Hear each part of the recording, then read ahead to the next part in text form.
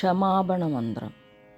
കരചരണകൃതം വാ കായജം കർമ്മജം വാ ശ്രവണനയനജം വാ മാനസം വാപരാധം വിഹിതമവിഹിതം വാ സർവമേതത് ക്ഷമസ്വ.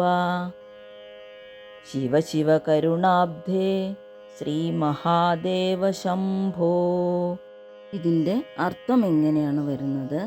കൈകാലുകളാലും ബലം, കർമ്മം എന്നിവയാലും, കണ്ടതും കേട്ടതിനാലും, മനസ്സാലും വാക്കാലും ഹിതവും അഹിതവുമായ എല്ലാ അപരാധങ്ങളും ക്ഷമിച്ചാലും ഭഗവാനെ ശ്രീ മഹാദേവ ശംഭോ. ഇതിൻ്റെ അർത്ഥം കൂടി മനസ്സിലാക്കി പ്രാർത്ഥിക്കൂ. ഓം ശംഭോ മഹാദേവ. ഓം നമഃ ശിവായ.